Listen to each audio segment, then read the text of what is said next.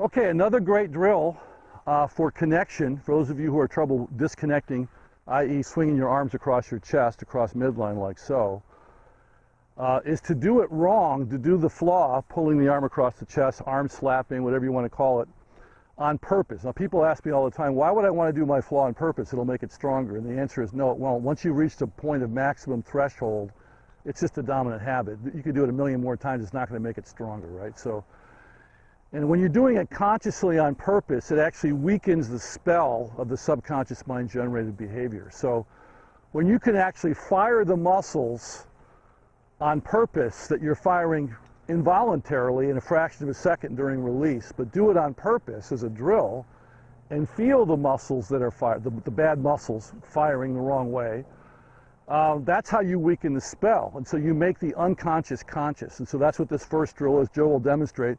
So starting from the get set position, or position 6, the so-called halfway down position, right arm behind you, he's going to simply not pivot thrust at all, because that's part of what this flaw is. When you do this arm slapping flaw, you also stall your pivot, right? And he's going to just take the muscles that surround his upper arm, his lead arm, and throw his arm across midline, right? That's step 1.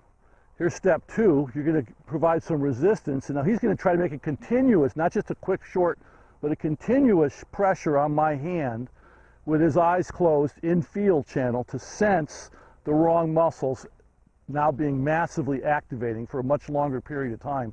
You know, when you do this in an actual golf swing, it's only happening for a tiny fraction of a second, about a 15th, 20th of a second, which is why it's so hard to stop doing it if you've made it a dominant habit. But when you do it like this and you have your partner keep his hand there for maybe, 10 seconds, and you've got 10 seconds of continuous activation of those bad muscles firing, that's how you weaken the impulse, right?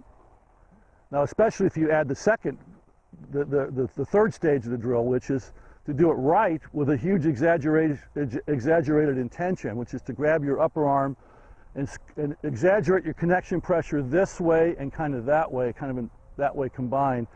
And then from there, go ahead and pivot thrust, Joe. Yeah, at normal speed. Do a few more. And again, that's exaggerating the idea of, we call it super connection, right? Another great drill, right?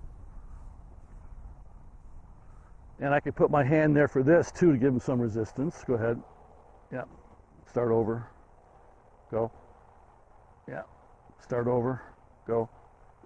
So now he's really feeling his thighs squeezing in toward each other, the scissors action part of pivot thrust, which we'll go more in detail in Module 4. He's feeling his belly shift to the right. He's feeling his chest uncoil to the right.